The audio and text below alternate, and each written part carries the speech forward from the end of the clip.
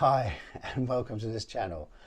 I can't believe it. After 36 years of riding motorbikes and owning or having in my possession for longer than 6 months about 47 motorcycles, I finally get my dream bike, the bike I've been dreaming about since I was 10 years old. Little Danny had this poster on the wall, only to find out that it's absolutely useless at the two very things I need it to do.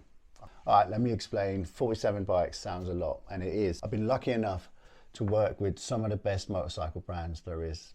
Did a little bit of work with Triumph. I didn't work with Kawasaki, but I definitely raced their bikes around racetracks. I never did anything with Yamaha. What's up with that? Yamaha, give me a call. I did a lot of work with BMW, amazing people at BMW Motorrad. I did a lot of work with a brand called Zero. You might have heard of them. I really want to do a video about the Zeros because they are amazing. We did an awful lot of work over the years with Honda. Honda's been amazing, invited me, and I almost became part of the Honda family. And I actually did so much work that I ended up being the only non-Honda employee to build a bike for Honda. Actually a bike that you can buy right now. So if you want to see how that happened, click the link at the end of this video. Having worked with these brands, they would quite often give me a lot of bikes, what they call a long-term loan. And I've only counted bikes that were in my possession for more than 6 months, because I think a long weekend or just riding it abroad on launches and whatever doesn't really give you the right to say that you have ridden or know what it's like to own a bike. Only having it through a whole season, preferably a year, through the summer and then the winter, gives you a good idea what the bike is like, and it really gives you an idea of the pros and cons of living with that model. So 47, a lot of them were my own as well. All the bad ones were the ones I owned, to be honest. A lot of my life I didn't have a lot of money, only due to bad financial decisions on my behalf, which meant that my own bikes would be absolutely bags of trash, and then the bikes I had from the manufacturers would be the best and the newest. So it was a good contrast, and it was fun kind of having that contrast. Half a year ago I had a suspected heart attack, and it really made me sort of rethink what I want from my life and my priorities. And one of the things was just get the things that you desire, because maybe tomorrow you can't actually enjoy them. And it was a real wake-up call. Unfortunately, my dream bike is also one of the most expensive bikes on the market. It was quite a big investment, but like I said, I had this kind of eureka moment where it was like, if you don't do it now, when? What are you waiting for? You've worked your whole life, you've worked really hard. My advice to anyone is just to go out and do it if you can. Obviously don't compromise food for your kids or education or things like that, but if you do have the means, the money in the bank is going to do nothing for you once you're dead. So you might as well just spend it on a bike and have some fun, right? So I finally did it. This bike is quite a weird bike, and it probably wouldn't be the dream bike for many people. Oh, there's something creepy in here, like a massive bug or something. I'm not scared of many things, but weirdly bugs are one of them. Kill. Kill. Cat, kill.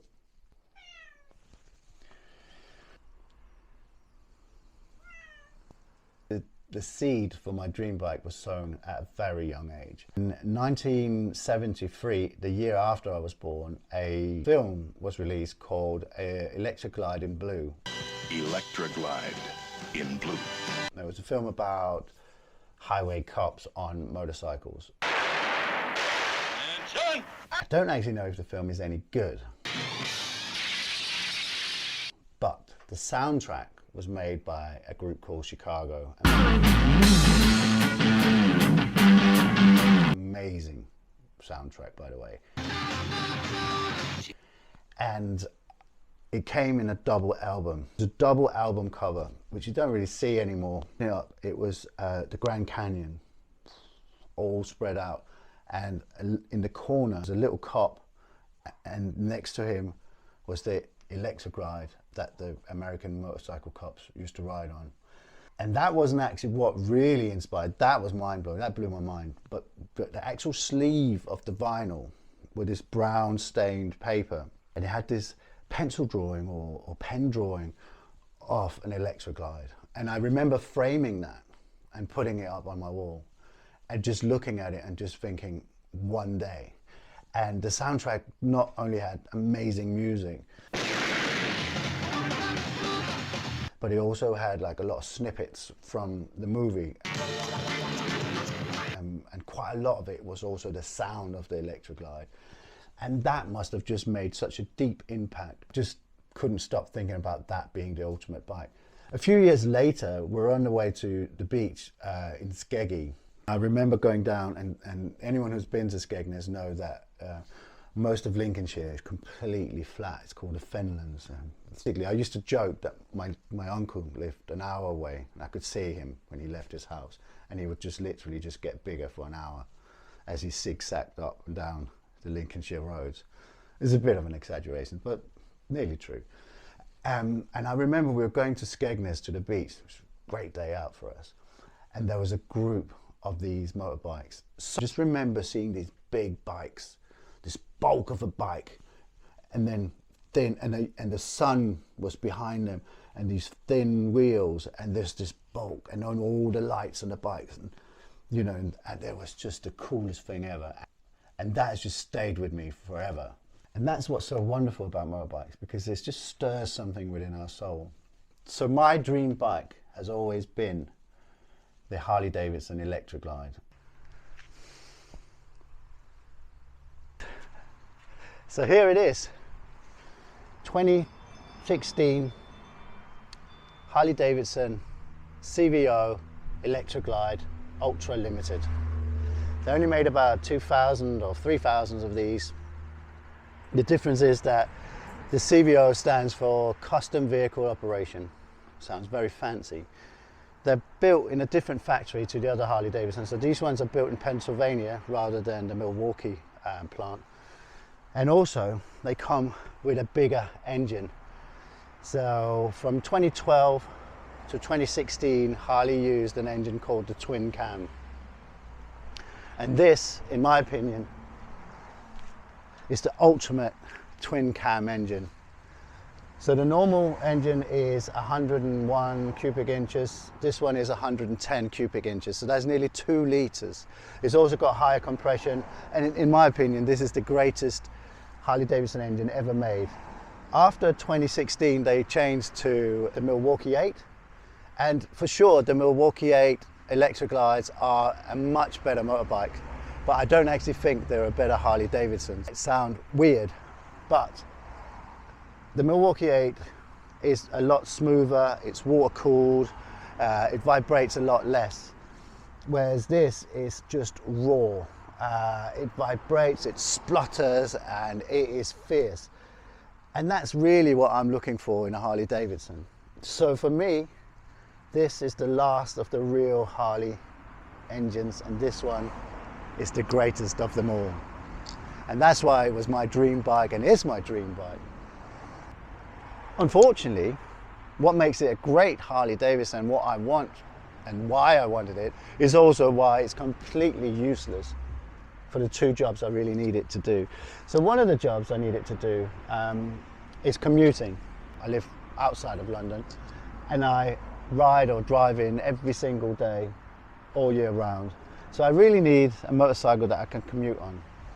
And unfortunately, even though it has a really high price tag, the build quality doesn't really match its price tag. So already there's pitting and stuff from last winter. I know, I rode it in the winter. It's sacrilegious really. And I probably work about 300 days a week. It feels like it. I probably work about 300 days a year. So that means I do something between 13,000 and 14,000 miles a year. And if I was to put that on this one, it would just, A, it would probably fall apart, and B, it would decrease the value so much that it would be completely worthless. The other thing I need my motorbike to do is to be a vlogging bike. The idea was to start this channel and then take you all on these wonderful motorbike experiences I have. And it's absolutely useless as a vlogging bike. Let me explain. One of the best things about Harley Davidson, and especially this Screaming Eagle, is of course the iconic Harley Davidson sound.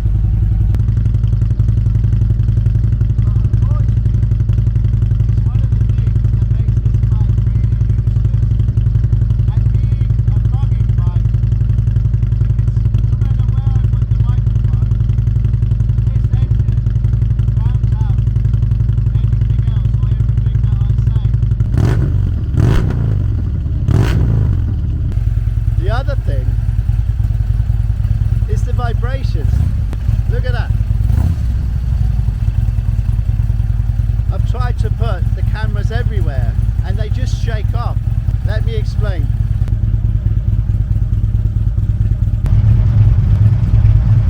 No matter where I put it, it just shakes itself off.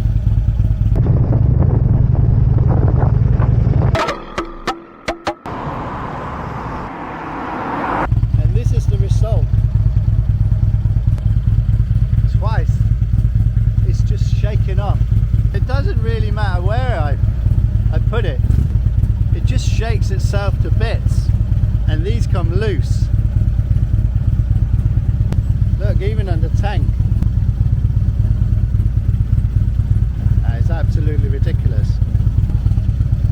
So we're going to need a different plan. The problem is, I will do some videos